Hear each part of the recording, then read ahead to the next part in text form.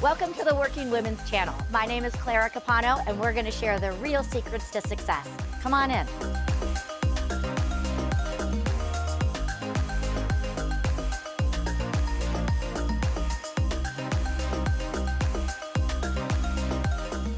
Welcome, everyone, to another episode of the Working Women Channel. I am your host, Clara Capano, and we are here to help you find that harmony between your personal and professional lives and remind you that you are in control of creating success all on your terms. I am so excited. We are going global today, ladies. We are here with the beautiful Vanesa, and she is joining us from the UK. So, Vanessa, welcome. Thank you so much for being here today. Oh, thank you so much for inviting me. It's such a pleasure to be here. It is, and I might just have you speak for hours because I love hearing the accent in your voice. It's so, just so beautiful and full of melody for us. So, Vanessa, before we dive in, tell us a little bit about, who you are and what you do. Okay, well, I'm a quantum healer.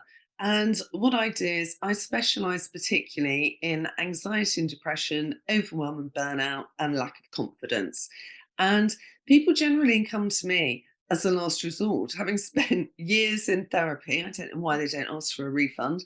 And, really desperate to find a solution to be happy again, be Mhm. optimistic again, get their groove back. And through my method of healing, I'm able to do that very quickly at warp speed. Right. And what I particularly like about it is it doesn't really matter what's happened to you in the past. Mhm. That's not your story. I make it not your story. It's not about looking back or letting it haunt you. It's Mhm. about just accepting that it happened to you and getting into a new way of looking at life where you only move forward and you realize that, well, like quantum, one and one isn't two, it's three, because Mhm. everything moves forward in waves. Oh my gosh, I love that. And it resonates. I have a saying that I love, and it's that your past should be a place of reference, but not residence. And I think what you were saying kind of does that is it's part of who we are. It doesn't have to be our story, but it is part of the story. So, well, I love hearing more about that. And I know we'll dive into a little bit of what's next for you later in the episode. But what I want to start off with now is, we are here to talk about the road to success and understanding that even though that road to success might be a little bumpy along the way, we can always get through it. And I was wondering, when was a time for you where maybe you were faced with an obstacle or a challenge that was getting in the way of your success? And how did you face that and get over that? Oh, well, it's the whole reason I became a healer, actually. I woke up one morning about 8 years ago and I couldn't move. So when you get up tomorrow morning and you swing your legs out of bed and Mhm. jump out and sort of look forward to your day, imagine just not being able to do that, not being able to move your neck, your fingers, or anything. It was absolutely terrifying. And this It, just happened. There was no it like just happened. accident or anything. Wow. No, there was nothing. I mean, the only thing I can tell you is I'd been very, very depressed for a long time. Mm. And I'd always suffered with anxiety because I'd been a people pleaser and a superhero and felt I always had to overachieve or poverty would grab me, was always running away from those things or trying to, keep everyone happy. So yeah, I just woke up and I couldn't move. And it took me nearly 2.5 hours to get out of bed and then about another hour to get down the stairs because I'd left my mobile phone down there before I could even call anybody. So, to cut a long story short, lots of trips to the hospital, lots of tests. They didn't really know what was wrong with me. And in the end, they said, "We think you've got viral arthritis." I said, "Oh, okay." So, what does that mean? And they said, "Well, it means that your health's going to deteriorate and you're going to end up in a wheelchair." I was like, "I'm not having that. I used to be a Oh my gymnast. God. That is not an accessory I'm going to wear. Thank you very much." Yeah. So I said, "Well, what can we do about it?" So they said, "Well, we can put you on these chemo drugs." I said, "Well, I haven't got cancer, you know." So what are they going to do to me? Oh, they're going to thin your bones. So we need another drug for that. It's going to thin your blood. So we need another drug for that. You're going to feel sick. So we need another drug for that. So you'll eat. Oh, and you won't be able to sleep. So you have to be on sleeping tablets. I was like, hang on a minute. This is a great sales model for big pharma, but Mhm, what's the end result? I'm not hearing not in a wheelchair. I'm not hearing will be able to walk without pain. I'm just mhm. hearing it'll be a little bit less bad than it is right now. And they said, well, Wow. that's it really. But it will be less bad. You won't be, the swelling will go down and that sort of thing. And I said, well, I'm sorry, that's not good enough. I'm going to look for an alternative cure. At which point they virtually kicked me out of the clinic and told me not to come back, and that I was some mad hippie. Anyway, I went home, burst into tears. And a very good friend of mine, the lovely Pip, came round to see me. And I was literally perched on cushions, really uncomfortable, could barely brush my hair, couldn't put makeup on, could barely hold a cup, was just sobbing and really miserable. And she said, darling, I have just seen this healer in Beirut on Zoom. She said it was a gift from another friend of ours. She said, she is incredible. You've got to see her. So I said, give me her number. In fact, type it in for me because my fingers aren't working. And she said, the only thing is, darling, you're not going to be able to get an appointment for about 8 weeks, at which point I burst into tears again. But I thought, well, 8 weeks, I can wait. The wheelchair's beckoning me. So I've got all the time in the world. So anyway, we WhatsApped her and she came back immediately. My friend was really cheesed off. And she said, I've just had a cancellation. If you can get on Zoom now, let's go. And I got on Zoom and she started working and it was incredible. The next day, I could hold a cup, with two hands without it being a real strain. I could actually get out of bed in sort of 20 minutes. And although that sounds like a long time and it's taken you hours, Mhm. it's like, hallelujah. So Right. anyway, 5 sessions later, and our joke was always, what do you want to achieve? And I said, I want to be able to do a cartwheel again. And I want to be able to like really, really dance in the morning to hip hop like I normally do. Because that's how I like to start my day. And get on the good foot and all that. I couldn't do any of it. So anyway, eventually I couldn't quite manage a cartwheel, but I could dance hip hop. And then thanks to my lovely gay friends, big muscly boys who used to come around and collect me every single day, I learned to walk again. And it was incredible. And that was the point at which my life changed for many reasons. Mm. But when you've overcome something like that, you realize that it doesn't matter how much wealth you've got, your health is your wealth. Ah, You know, so you need true. to look after you because when you haven't got it, it doesn't matter how great your car is, you can't drive it. Doesn't matter how Exactly. big your house is, you're shuffling around it. It's Mhm. it's rubbish, you don't want to be Right. there. And But what a defining moment for you to again help you get that clarity on what really matters, And I think so, just like you, I think so many of us, when they come to us and say, your only option is you're going to be in a wheelchair, it's so overwhelming. And, many I think wouldn't necessarily have the strength to say that's not the answer. They're so busy and they just jump on. And like you said, oh, well, we'll give you a drug for this, which is going to cause this, but that's okay because we get another drug for that. But there's no real solution to give you your life back. no, and at no point did anybody ask me, "How are you feeling?" "What's happened in your life?" It might have been useful for a doctor to know that I'd been under extreme stress. I'd got divorced, as a result of the divorce, we'd had to dissolve our family business. That was my 15-year career Right. out the window, which I'd given up my fashion career to step into when I got married. But the great thing about this illness, and this is why you have to be grateful for everything that happens to you and not slip into victim mode, which I did for years. Anything went wrong, it was like, why is the life so unfair? And why don't my business deals just seem Mhm. easy like that person? Comparison, really bad. You Oh, know, yeah. you never know what's going on in somebody else's life, no matter how pretty it looks outside. But the great thing about being ill was when we got to the end of my healing and I was, walking again, then Sophia dropped the bomb on me. She said, well, you know that you've always been told that you're a gifted healer and you've ignored it.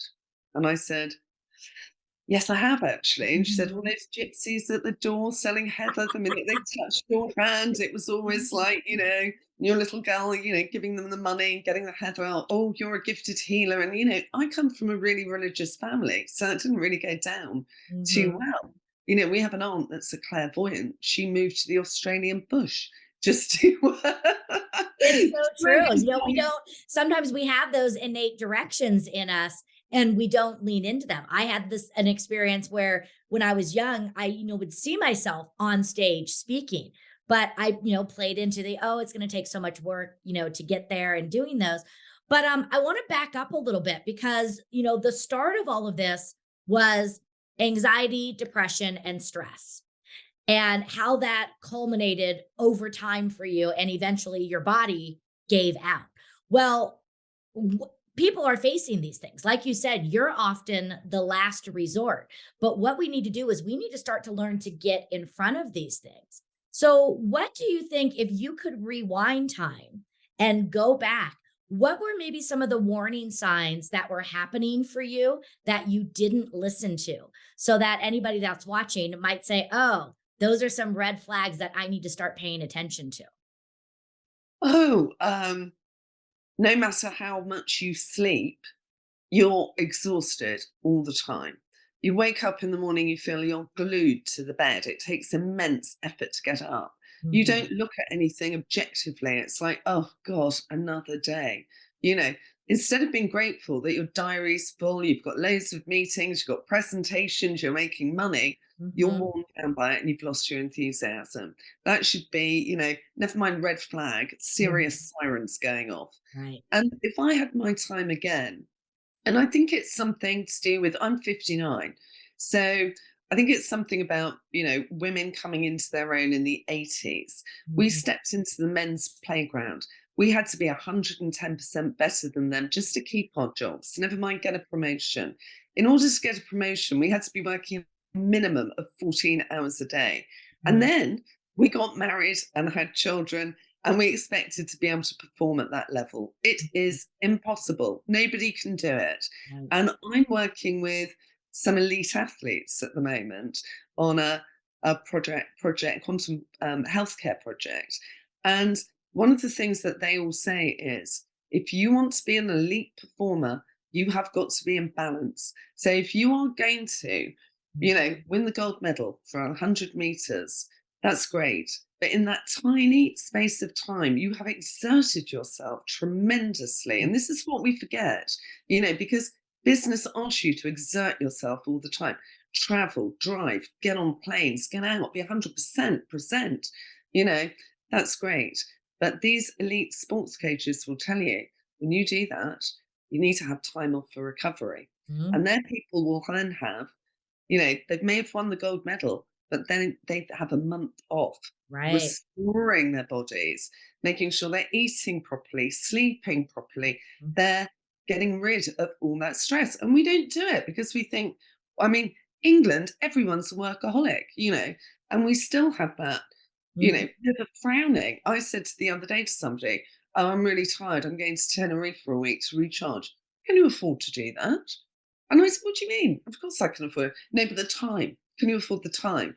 I said, "I tell you what, I can't afford not to do it, actually. And I Exactly. wish I could take 2 weeks instead of a week." Mhm. You And know? I think that that is, a mark that I really wanna hit on because I think that message is so powerful. We look at this and we say, "I don't have time for this." Well, you know what? Do you have time for a divorce? Do you have time for illness? Do you have time to end up in a wheelchair? So again, it's not that can you afford it? It's, we can't afford not to do these things.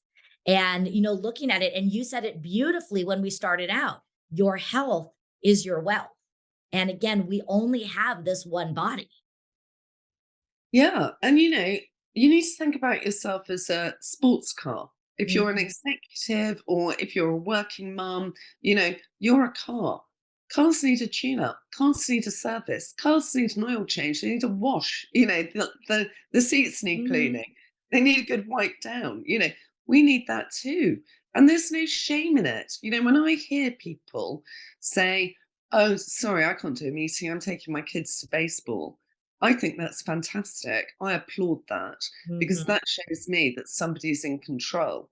People come to me white-faced, they haven't seen the sun. It's like, "How many hours are you working?"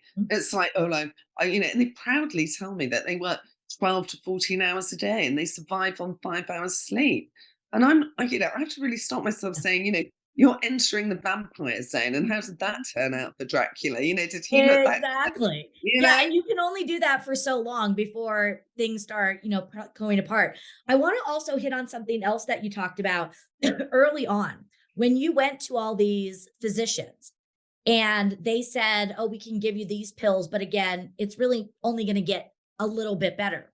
One of the things that you did is you advocated for yourself. You said, "This is not for me. I am going to go and seek something else out." And here it is, you have these people that so many of us look to as experts, and not to belittle them. But I don't think that we as women advocate enough for ourselves. We know something isn't right for us, but we don't speak up. So I would love to get your take on that. What are some other ways that we as women can start to learn to advocate for ourselves? Because we have, again, that people pleaser mentality, and advocating for ourselves oftentimes means that people are going to kick us out of the office, and we have that fear. So I would love to get your take on advocating for yourself. Well, I love that word that you just used, fear. You know, Mhm. I operate on my whole life is, will it stop me breathing? If I speak my mind, what effect will it have? I might upset that person a little bit. I might make them emotional or whatever. But will it stop either of us breathing? Well, if it won't, then I'm going to speak my truth. Mhm. And I think that that's the point that we need to get to. But in terms of women's health, um, I found out something really shocking recently, which was, I think it was until 1984, they still dosed women based on the male physique. So Mm, women, if they've only got that much history on us, that's not a hell of a lot. right. And make sure you find out about everything. You know, make sure that you check yourself for breast cancer. Don't rely on being called in. My sister relied on that and sadly, had to have a mastectomy, but she's turned that around. She's written a best-selling book called Stay on the Bus, which is the funny side of cancer. She's Oh got a my really gosh. successful podcast series all around. Mhm. Um, it's called Get It Off Your Chest, which is amazing. So, you know, there's always an upside, but she'll tell you, I should have checked myself more. And don't believe everything the doctor tells you, because again, I go back to elite sports coaches. They're at the top of their game. You know, what they do makes the difference of 2 seconds. Mhm. 2 seconds will win you a gold medal. But when I talk to them, they're talking about diet, specific diet for people. It's bespoke. Most of it is vegetable based and Right. high protein and high carbohydrate based. Learn about nutrition as you get older, because you said it beautifully. We've only got one body. And if you've got clocks the miles on it, if you've been out partying in your youth and then had a really heavy duty job and a couple of kids and carried on working, you know, you need a really good service and sort Mhm. of, full toot up really. So look at diet, look at exercise. You don't need to be running miles. You can do gentle things like Pilates. And some of the coaches I work with, like Michael Levi Clark, does courses online for women like us. And I love it Mhm. because it's elite athlete stuff. So it's like, do this, but you're doing three things at once. It's like, Right. great, I'm busy, I haven't got time to go and sweat in the gym endlessly. So I'm all about cutting things short and getting the best effect you can. And I think, when it comes coming back to the point, when it comes to medicine, it's like, how does that make you feel? You Right. know, how ask them about the side effects and how does that make you feel? And if it doesn't make you feel good, there's a world of holistic options out there that are far more progressed from the woo-woo state they were in when I first became a Right. healer. Mhm. If you said you were taking devil's claw, people thought that you were, you know, boiling cauldrons at night, Yes, everyone exactly. takes it, you know. Yeah, and I love what you're saying because again, I don't want to belittle medicine because there is a time and a place for it. But going back to asking more questions, and again, is this in alignment with you? And I think also taking it to what you talked about from the business side of it, of, at the offices and in our businesses and with our people, again, standing up for what feels right for you. You don't have to work with clients that are not in alignment with you. You don't have to work 14 hours a day if that's not in alignment with you. And understanding that some people that you're just not going to be their cup of tea, and that is okay. But learning that you need to look at your own internal compass and again, really, make sure that you're connecting on your path and not being afraid to speak up for what's going to work for you. Yeah, and I think also it's about faith. A lot of people go to church and they say, I have faith, but do you really? Because when the obstacles come along or when people drop out, I've just had a business situation where somebody just suddenly said, I'm terribly sorry, I can't be involved anymore. And they were an integral part of it. Now, most people, when they were at the sort of tipping point, would go, oh my God, it's a disaster, probably hit the gin, spend a night crying. What's the point? If you've Mhm. got faith, then you know that that person is getting out of the way so that something better can come in. And let Yeah. me tell you, 2 days later, one phone call on the same day, 2 days later, a much better person came in. You Yeah. know, that's faith. And that's what's really hard to hold on to. And when you slip into victimhood, you're lowering your vibrational frequency.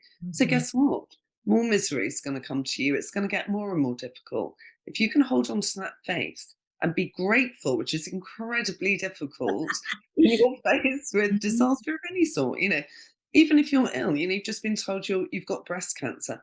I'm grateful for the fact that I'm going to get through this and I'm going to recover. If you can Mhm. hold on to that faith, you will recover, or your business, or whatever it is that you need in your life will come to you. There's enough. There's Yeah. plenty, but Ah, you have to realize that and engage with that, and so many people don't. They should teach this in schools, they really should. Oh, And I think that beautiful. is so beautiful and very well said. So thank you for sharing that. So what I want to know now is, you have really recreated yourself and this path of challenge actually brought you to what you do as a healer today. So I would love to hear what is next for Vanessa. Well, I'm doing two very exciting things. I'm just putting together, I don't like these courses that people promote that are the same for everybody. Because in my experience, particularly working with women, having greater confidence is very different. The Mhm. obstacles to that, the issues people have are Mhm. very different, you know, Right. one on one.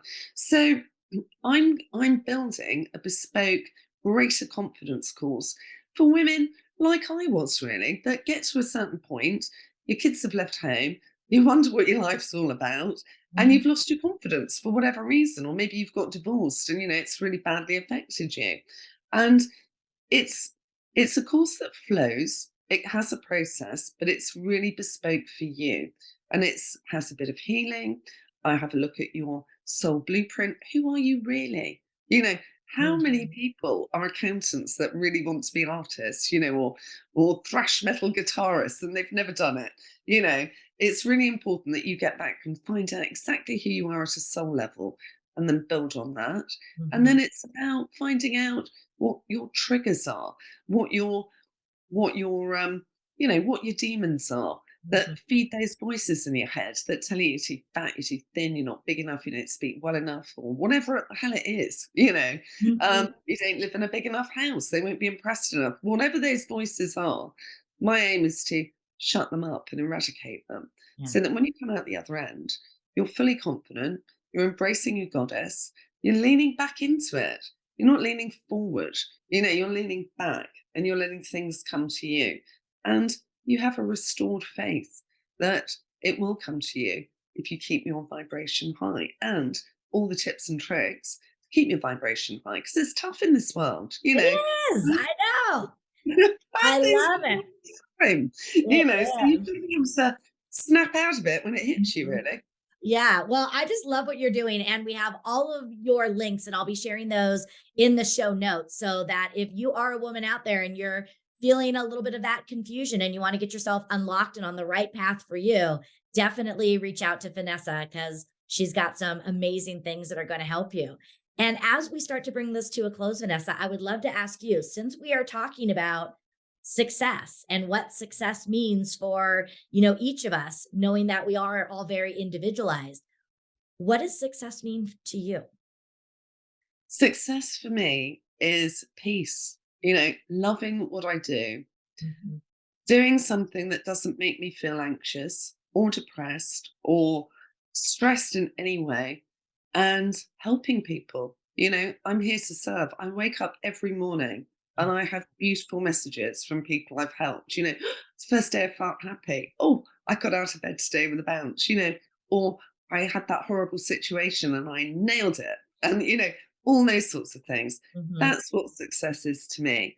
And health, you know, every day that I get out of bed, I am so grateful. And my success to me is the fact that I overcame the fact that I could be in a wheelchair right now. And that's my message to everybody, really. If I can do it, so can you. Everybody has the power to heal themselves, Mhm. everyone. Some of us, some people need a little bit of help. I needed it. And, Sure. that's what people like me are there for. But the Mhm. power of the mind is a great thing. And when you get Absolutely. on track, you can achieve anything. And success is limitless. It's what it means to you and how it aligns with your core values. And it should make your heart sing every time you are successful. Ah, I love that. Well, Vanessa, thank you so much. It has been a pleasure. And I am not giving up on you being able to do your cartwheel. I still think that's going to happen for you. So thank you so much. And for all of those of you that are watching and listening, thank you for following another episode of the Working Women channel, where we share how you can create success all on your terms. Please make sure to reach out and connect with Vanessa. Make sure to like, follow, and rate the show. It'll only take you about 30 seconds. And we want to make sure that we are having global impact. So, women everywhere, not just today's women, but all of our future generations, know that they are in control and in the driver's seat of their own life and their success. So, until next time, I'm your host, Clara Capano. Keep making your days successful.